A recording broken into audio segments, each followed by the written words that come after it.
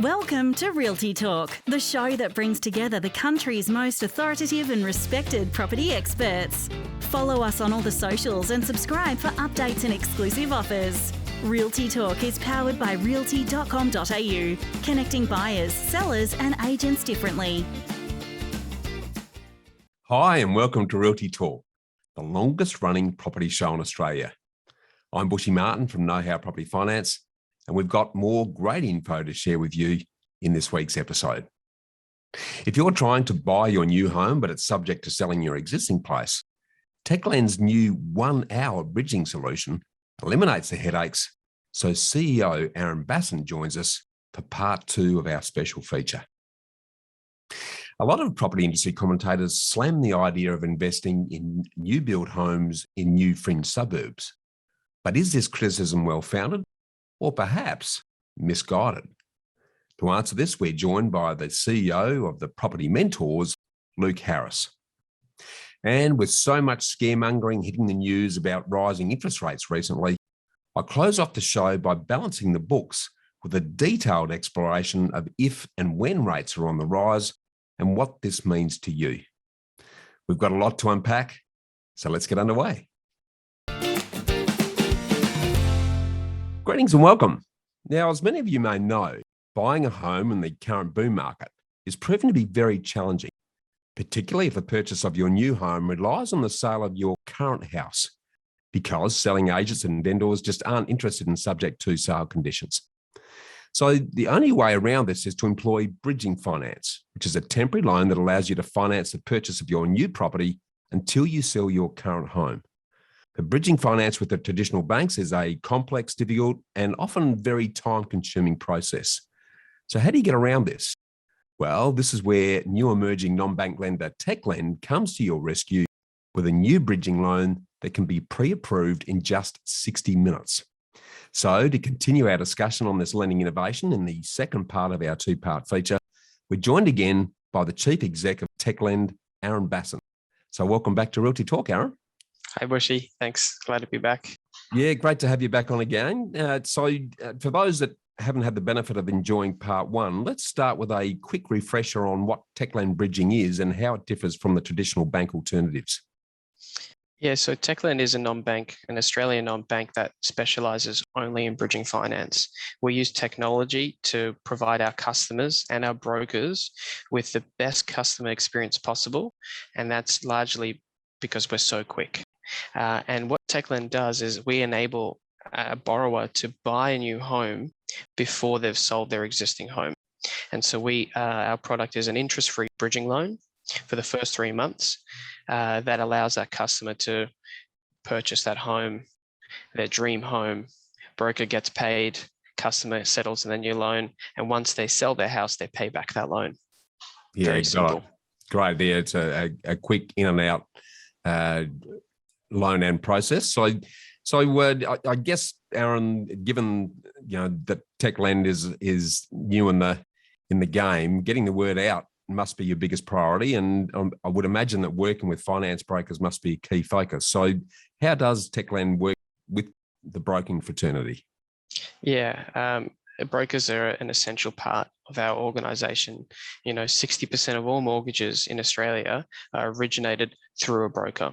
It's a fantastic service for clients who are looking to get a mortgage. The challenge, though, is when it comes to the bridging space, there aren't many solutions for brokers and for customers.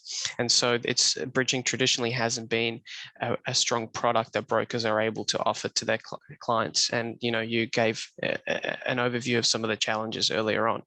So we have an accreditation process with all of our brokers, something that every broker would be very familiar. We are regulated by ASIC as a lender, and so are the brokers. And so we go through a robust but simple accreditation process. And once a broker is accredited, which will happen the day that they apply, it's very quick as well. A broker is able to start offering our product to their clients, and it's all done electronically, online. Simple application process that takes just a few minutes to create for a broker's client. And we do all the heavy lifting. The technology allows us to be really smart and efficient with our brokers' time. Brokers have a lot of clients, and they're busy individuals, and we respect that. So we try and make their life and our customers' lives as easy as possible, and that in some cases means less touch points, less paperwork, less questions. We're trying to be really focused at what we do. And we are constantly improving our product to make sure that it's the best bridging product in market. My co-founder is actually a mortgage broker. So Nick Jacobs, he is been recognized the past 3 years as a top underwriter in the country, top 30 in origination volume as an individual. So with his insight, we've collaborated on the product that we've created. It's an innovative solution that meets the needs of everyday brokers. I love it. I love the ease and speed with which it sounds like everything you do has that approach at Techlend. So how has the response been from the brokers to date then, Aaron? Yeah, it's been amazing. I mean, we are also a direct-to-consumer business, but 40% of our loans to date have been through brokers, and it's obviously as a young new business, it's been slow getting it off the ground, and the brokers that do use our services, they're coming back. They have really positive feedback. A bridging loan is not your everyday mortgage, so the volume is obviously a lot less, but now they have a solution where they don't need to turn away that customer. We pay an upfront commission with no clawback on the day that the loan settles. It's a fantastic proposition. Traditionally you'll go to the bank, they'll claw back the commission for the amount of the refinance or the restructure of the end debt. You have to wait 1 or 2 months until they start paying your commission. We pay a fair and reasonable upfront fee on the day the customer's loan settlement, and there's no clawbacks ever. So it's just a win-win for everyone involved. Yeah, brilliantly thought out, and love the way you're making it easy for brokers to take advantage of your fantastic product there. So do you work with any other partners in the property space or have ambitions to moving forward? Yeah, absolutely. So we also have referral agreements available with non-licensed brokers, or non-licensed partners. So those would be real estate agents, for example, or accountants or solicitors who have clients that they know require a bridging loan, and specifically the real estate agent is one of our key other partners. We're there to help them close the sale on the purchase or on the sale of the property. So their client doesn't need to be worried about the subject to finance clause. We're there to help them. The real estate agent is also able to incentivize the vendor to take the property off market because we can move so quickly. Yep. You don't need to wait for auction. Put in the offer that you want because Techland has your back. So there's a lot of clever strategies that borrowers looking to leverage our product with their brokers and their real estate agents in this entire ecosystem. So yeah, it's been working really well. We've got ambitions to partner with aggregators so that we can have a bit of a wider reach, but that will come in time. At the moment, any broker that wants to work with us, if they complete our 5-minute accreditation process, we're able to work with them. Yeah, love it. Love it. Well, thanks again for sharing this market-changing bridging finance revolution, Aaron, and thanks again for your time on the show today. Thank you very much. Well, the message here is clear. If you're a home buyer looking to buy now and sell later, or a finance broker who's looking to assist more of your clients to secure more properties more easily, reach out to Aaron and the team at techlend.com.au. You're watching Realty Talk, your trusted voice for all things property. Successful property investment is a game of finance. Do you have the right team and the right game plan? Realty Talk is brought to you by Know How Property. More than mortgage brokers, Bushy Martin and his team of investment architects set you up with a sustainable strategy structured to lower your costs, tax, risk and stress while increasing your capacity for growth. Know How has helped over 1,900 homeowners and investors secure more than $800 million in property wealth. So get set to live more, work less, and live your legacy. Want to know how to invest in your freedom? Visit knowhowproperty.com.au. Hi and welcome. Now, it's fair to say that over the years, a lot of property industry commentators have slammed the idea of investing in new build homes in new fringe suburbs. But is this criticism well-founded or perhaps even misguided? To delve into this, we're joined by the CEO of the Property Mentors, Luke Harris, who's recently published his second book, Property Fit, that shows you how to get your property portfolio in shape for financial freedom. So welcome back to the show, Luke. Thanks, Bushy. Great to have you. Awesome, mate. Thanks, thanks for having me. Yeah, look, I really looking forward to digging into this subject because, like you, I think new builds really do have their place with the right strategy. So getting straight into the meat of the subject, when considering new suburbs on the fringes of a capital city, are they good or bad in your opinion? Well, it's an interesting question. Good and bad. They can be good if they fit part of your long-term strategy, bad if you don't get the right property. But that applies to all properties, right? As you would know. So there's good and bad properties everywhere, and new builds are no exception to that. However, there are plenty of good opportunities if you know what you're looking for. Yeah, totally agree. So what are some of the benefits of building in new suburbs versus buying an existing property? There's two benefits, obviously, as an investor. One of the big benefits is you're getting a warranty with the home. Everything's new. And that means little repairs and maintenance to do for the first 5 to 10 years or more. If you look after the property, you can stretch that out for 15 years or more before there's any significant maintenance to do. But also there's the substantial tax benefits that are on the table for property investors here in Australia. So they're worth taking advantage of. And the reason I love new builds is because obviously when you've got a new property that's giving you a good rent because it's a good condition, it's got dishwashers and air conditioning and all of the things that tenants want these days, but it's also giving you good tax benefits. It means the whole process itself is actually easier. It's more palatable for investors that are getting started in property. So if you've got an older property that's constantly repairs and maintenance, the roof collapses, you've got a tree root to go through pipes. Believe me, I've had many of those over the years. Plumbing failing, taps need replacing. Then every month your cash flow's jumping up and down like a yo-yo. Whereas with new builds, you can often get a more consistent experience. And because of that, the experience of investing in property for a lot of investors excites them to do the next one. Whereas if you have a bad experience on your first one or two, you're not likely to do it again, are you? Spot on. I know from personal experience, Luke, because I'm a big advocate of new builds if it's done properly. From a cash flow affordability perspective, the reduction in stamp duty costs initially, but also the tax depreciation benefits allow you to use the negative gearing benefits to actually create a positive cash flow result. That means that from respect of holding that property long term, it has no serious impact on your salary savings or your lifestyle. So that endurability factor, which is really important in terms of lasting the distance with property, really comes to the fore when you look at the new build option. And we've also found through our property management team as well is that tenants often stay longer in a newer build because they're more comfortable there. The things that they've got in the house, the shower, the taps, the hot water system, everything works.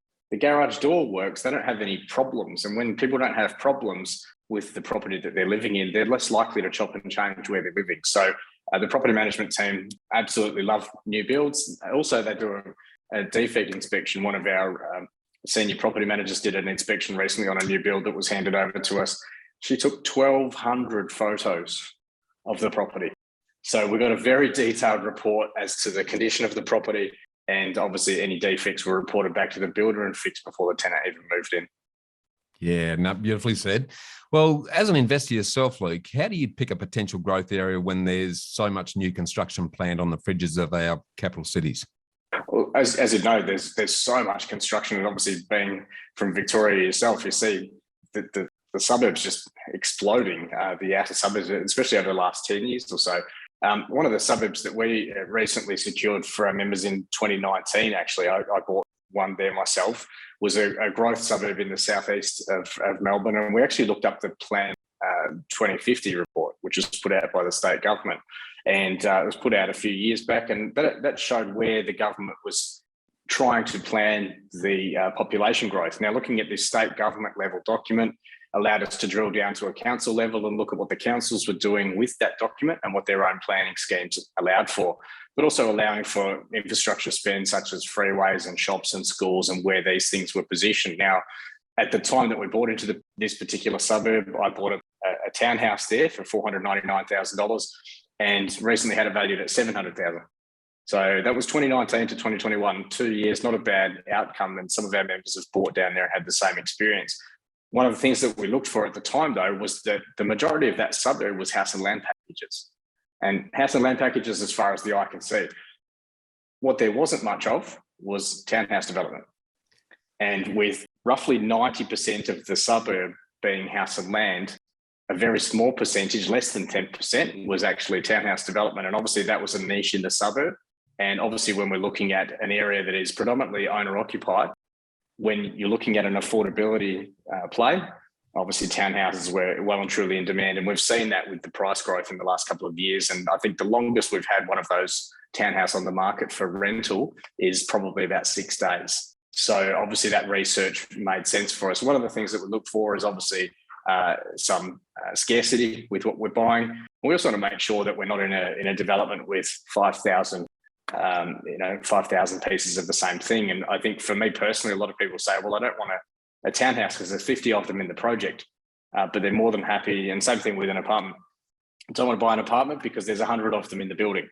But they want to go and buy a house and land package and there's 5,500 of them in the suburb. They all look the same. I guess the thing is in a master planned estate, if you're getting into a townhouse estate, often they are actually body corporate controlled, which means that the look and feel and the gardens and all of those things will be maintained for years to come.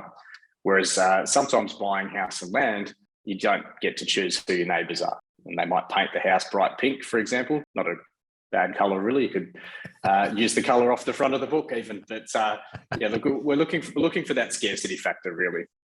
Yeah, and scarcity is the thing, and also plan committed infrastructure so that you're going into an area and knowing what the future is going to look like, getting there before it happens. But as you say, make sure you're not in a endless flow of ongoing developable land where it's going to dilute the scarcity and therefore the growth potential. So I love that, mate. So if I'm in a position where I'm a little bit conservative and I'm a bit scared of the build process and I don't want to build, I just want to buy something and rent it out without the hassle, why don't I just go and do that? Well, look, a lot of the time people will want something finished. They don't want to go through the build process, but what that means is they're buying a second-hand property. So you need to look very closely. I'm not going to give any tax advice, of course, but look very closely at the tax rules around buying a brand new build and a finished property as to whether it's been lived in or sold before. But the difference, obviously, when you're buying house and land, and often townhouses can apply in the same way, is that you purchase the land, you pay stamp duty only on that land, which can save tens of thousands of dollars. And then obviously you have a build process to go through. For people that are a little bit worried about the build process or what's involved, they don't want to communicate with builders. I understand that, believe me. A lot of people don't love dealing with builders. There's some great ones out there, mind you. But really a lot of the build process is managed for you. So as an investor, we've got a lot of our members that actually work with our mentors. Once you've secured your land and your build contract, the builder largely takes over and does all of the work. We've got a lot of interstate investors that haven't had to see the site and have to do site meetings and have to communicate with the builder once everything's in the contract, the type of construction. Then you can appoint a building surveyor or somebody to go and a building inspector to go and look at the property for you. Very small cost, and they can do all of that work from start to finish. And you'll find most builds these days are all inclusive. Carpets, blinds, letterboxes, clotheslines, everything's included. So you really don't have to do anything. So the build process as such is probably a bit more of an emotional thing than an actual physical thing that you have to do.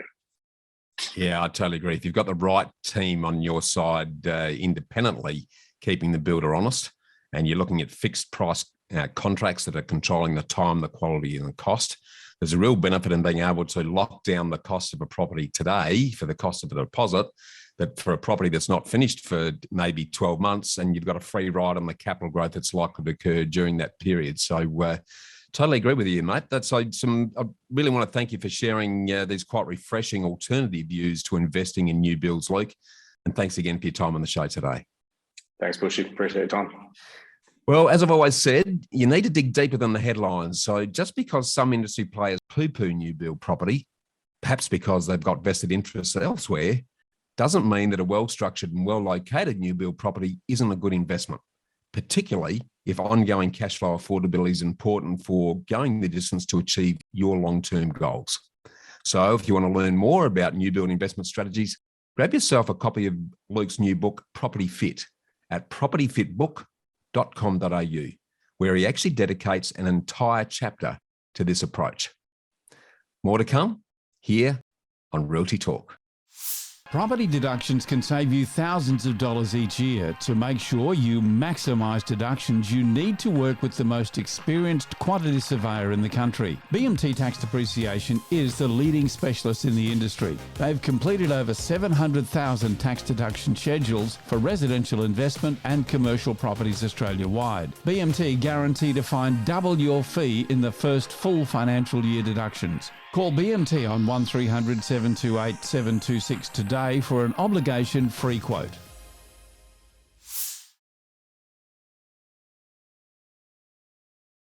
Welcome. The honeymoon period of record low interest rates is coming to an end, with more than half of economists predicting interest rates are going to rise this year. Really?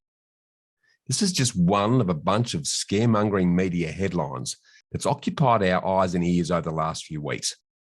So-called self-proclaimed experts have been grabbing headlines with stories of gloom and doom on the interest rate front, following concerns over increases in inflation and the ending of quantitative easing through bond buying, which is really just code for printing more money. Unfortunately, I think the only thing that's overinflated are the media's egos and interest rate claims. It feels like with every new year, there's a new fear to keep us both nervous and anxious.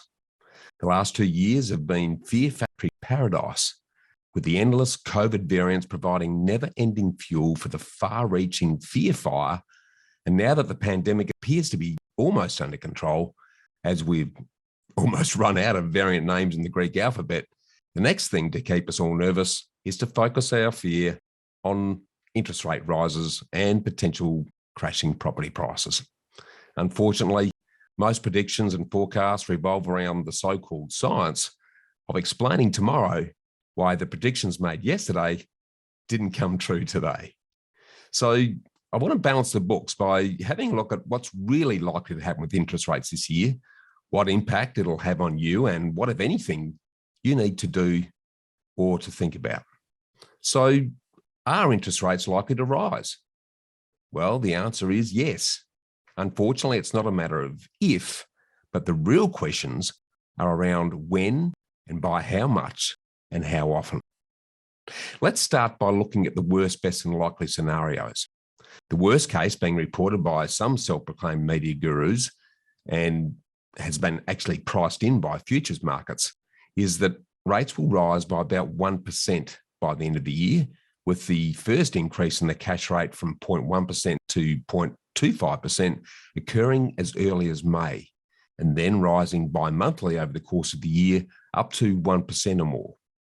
Now, remember that the cash rate is generally roughly 2.5% below actual home loan rates. So this is going to mean that an increase in average variable home loan rates will go up from about 2.5% up to about 3.5% over the course of the year, which doesn't actually sound like much over the course of interest when you look at things in history. Now, the best case, on the other hand, is that the Reserve Bank governor will stick to his guns when he repeatedly stated over the last couple of years since the start of the COVID crisis in his forward guidance that rates are going to remain on hold until 2024 at least. Now, the likely case is probably going to be somewhere in between. In my humble opinion, rates are going to remain where they are until at least late this year, and will only then rise marginally and slowly, depending on the impact of a bunch of economic variables and uncertainties. Now, what's this based on? It's not based on gut feel or reading the tea leaves or trying to be a sensationalist headline hero, but actually listening to recent real comments by the person who's actually in charge of making cash rate decisions. And that's the Reserve Bank Governor, Philip Lowe. Having listened in full to his year ahead speech that he made on the 2nd of February, he made it very clear that the Reserve Bank is in no hurry to increase interest rates. So let me share with you his key statements that helped me draw this conclusion. Governor Lowe started with shared optimism when he said that our economy has weathered the pandemic much better than was expected. Job growth is strong and unemployment is low. Household and business balance sheets are generally in good shape, and wages growth is picking up. Now, these are very positive and welcome developments. But here's his scene setter, where he said, at the same time, though, the country faces challenges. The pandemic's not yet behind us, and the sharp pickup in inflation in some parts of the world, particularly in the United States, has added a new element of uncertainty to the outlook. He then goes on to talk about our continued recovery, where he said, while Omicron has delayed the recovery of the Australian economy, it hasn't derailed it. That recovery is being underpinned by a number of factors. These include household balance sheets that are generally in good shape, with households having accumulated more than $200 billion in additional savings over the past 2 years. And according to other data, the average home loaner is about 45 months ahead in terms of their repayment. So a pretty good situation. Now, Governor Lowe went on to say that an upswing in business investment is also underway, and there's a large pipeline of residential building to be completed over the next year or so. Macroeconomic policy settings are also supportive of growth, with governments planning significant infrastructure spending, and monetary policy is very accommodative. Australia hasn't experienced unemployment rates this low in the past half century. And the last time we had the unemployment rate below 4% was way back in the early 1970s. Now, all of this is very positive news. Let's now turn to the subject of inflation or rising prices, which is sparking the media's negative pessimism on interest rates. Because the RBA governor said that the pickup in inflation reflects both the strength of the economy, the strength of the economic recovery, and here's the real crux of the matter, the significant disruptions on the supply side. Now, as we all know from our high school economics, the cost of anything or the value of anything is the balance between supply and demand. And over the last 2 years, we've seen a massive increase in demand from all of the stimulation money that's been poured into the system, while world supply has been strangled to a dribble due to COVID transportation restrictions and slowdowns. Now, Governor Lowe then went on to say, headline inflation in particular has been boosted by the 32% increase in petrol prices over the past year, along with the 7.5% increase in the cost of constructing new homes. Looking ahead, we expect underlying inflation to increase further over coming quarters, largely reflecting the ongoing difficulties on the supply side, including currently from Omicron. And again, here's the kicker when he said, as these problems are resolved, some moderation in inflation is expected. Now, this suggests that the current kick in inflation is only temporary as a result of abnormal supply and demand conditions created by the global pandemic. He then expands on this further when he said, on the inflation and wages fronts, there are also a range of significant uncertainties. There's that word uncertainty again. These partly stem from the uniqueness of the period in which we're living. Over the past 2 years, there's been very strong demand for goods globally, just at the time that the ability of the economic system to produce and distribute goods has been impaired. In other words, what he's saying here is that there is a significant temporary demand with limited ability to supply. Governor Lowe then went on to say that this strong demand colliding with impaired supply means higher prices and higher published inflation. Goes without saying. It's still unclear as to whether and at what pace the demand for goods will normalise as infection rates decline. There's also uncertainty, and again, there's that word uncertainty, as to how quickly the supply and distribution problems will be resolved.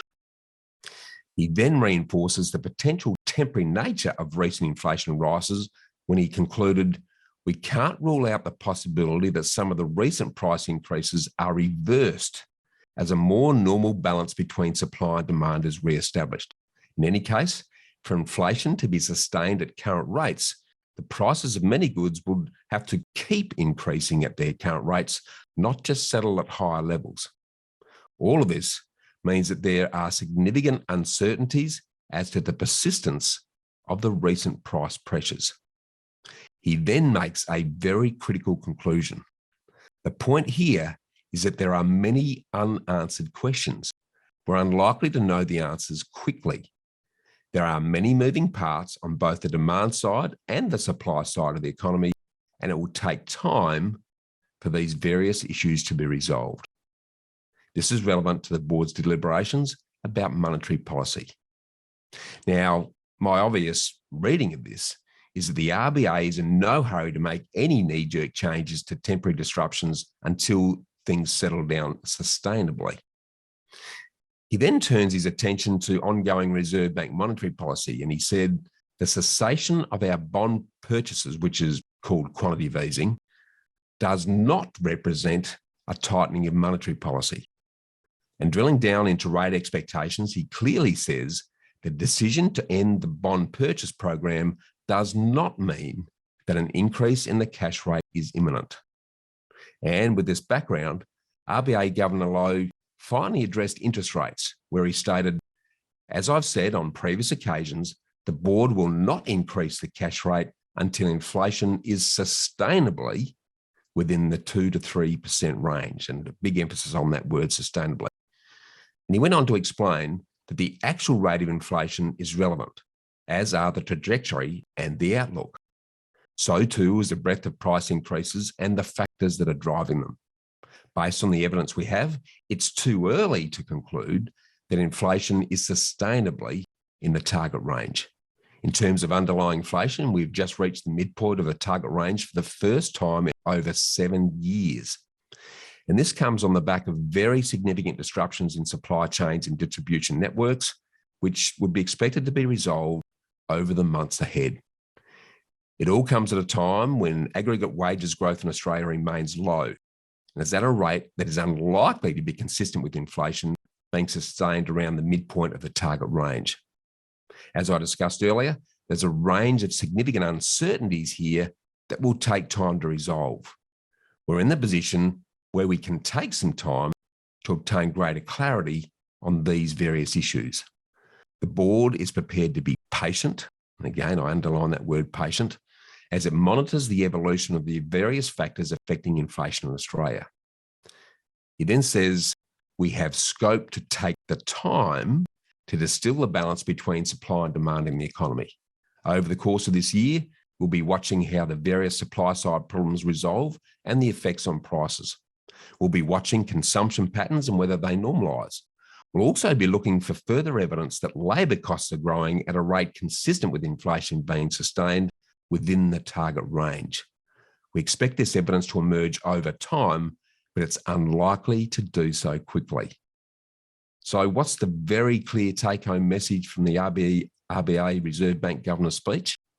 Well, the Reserve Bank is going to be in no hurry to raise interest rates anytime soon until they're confident that the underlying inflation is sustainably in the 2 to 3% range, which means consistently over time, not just the one-hit wonder that's just occurred.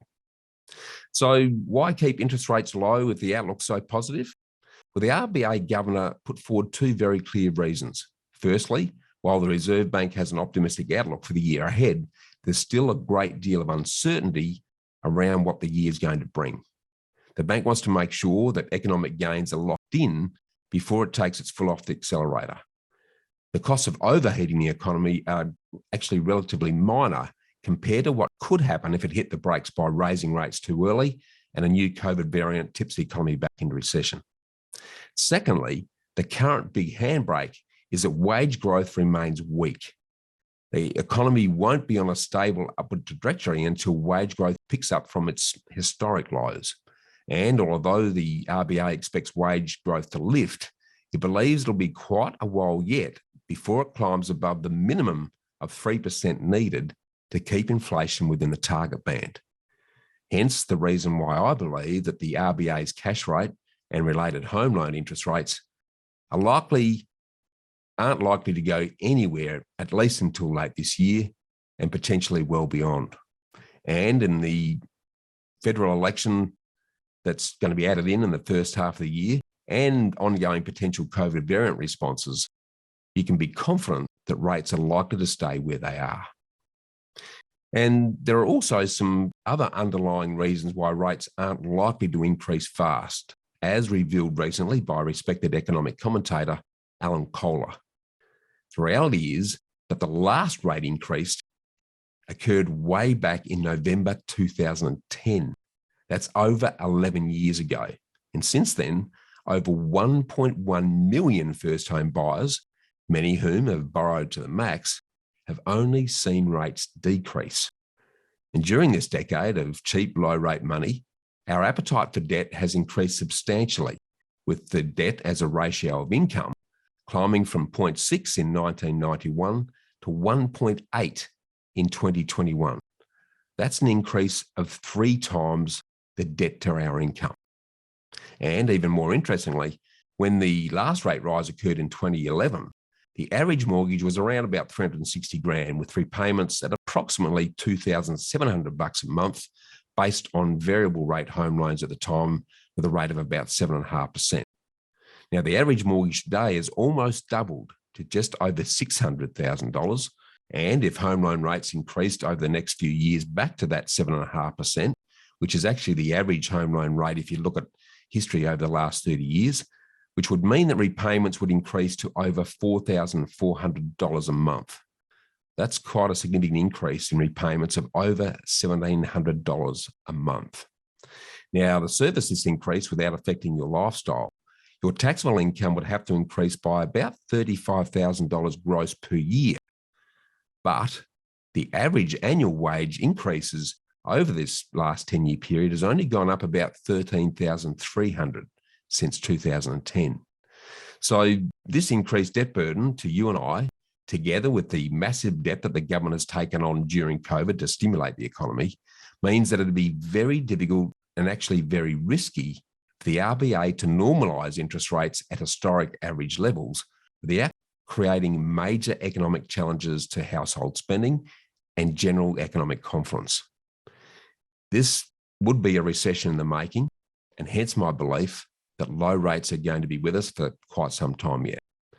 So in my opinion, we can all calm the jets on interest rates going through the roof in the short to medium term.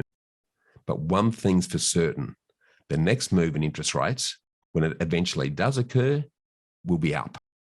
And the banks may decide to lift their variable home loan rates marginally independent of the RBA, just as they've done with fixed rates in recent terms. Although recent downward movements in variable rates would tend to discount this. So what, if anything, do you need to do about the future prospect of raising rates, regardless of when it actually happens? Well, the answer is always, it depends. It depends on your situation and your risk appetite. Now, I'm always a believer in planning for the worst and then expecting the best. So if you're a current homeowner who's looking to minimise your home loan repayments, I'd suggest sticking with discounted variable rates, but make sure you talk to a savvy mortgage broker to ensure that you've got the lowest cost loan. As an example, our Know How Finance team is saving borrowers anywhere between $400 to $1,200 a month just simply by refinancing. Now, if you're a home borrower who can't deal with uncertainty, then I'd suggest splitting your loan by fixing part of your loan, even though fixed rates are considerably higher than variable at the moment, but leave an amount variable so that your offset account still operates and you're still able to make extra repayments, because most offset accounts cease to function when you fix the rate. If you're a renter who's looking to become a potential home buyer, start paying notional rent at the level of a higher mortgage, with the extra going into a savings account to ensure that you'll be comfortable affording the increased repayments when you buy a home, And at the same time, you'll actually be increasing your savings deposit. And finally, if you're a property investor, make sure you reach out to a savvy mortgage broker to ensure that your loan structure and loan costs are minimised while still preserving maximum tax deductibility and minimising the risk. In summary, the next move in interest rates is likely to be up, but it's not likely to be by much and not for some time yet. So stop listening to the mass hysteria media and always get your information straight from the horse's mouth, not a whispering wall. That's more food for thought. I'm Bushy Martin from Know How Property Finance. Stay tuned for more. Well, that brings us to the end of this week's show. A big thanks to our special guests, Bassin and Luke Harris. And to make sure you don't miss another episode of Australia's longest running and most popular online property show, subscribe to Realty Talk now. You can get it on Apple Podcasts, Google Podcasts, Spotify, YouTube, or wherever you choose to listen. And make sure you sign up on the realty.com.au homepage to get every episode in your inbox every week. And while you're there, make sure you check out one of Australia's most extensive range of properties for sale from over 7,000 agents nationally. Thanks again to realty.com.au and BMT Tax Depreciation for their ongoing support. I'm Bushy Martin from Know How Property Finance, and I look forward to seeing you again next week. Miss something in this week's show or want to catch up on past shows? Do it anytime at realty.com.au, where we connect buyers, sellers and agents differently.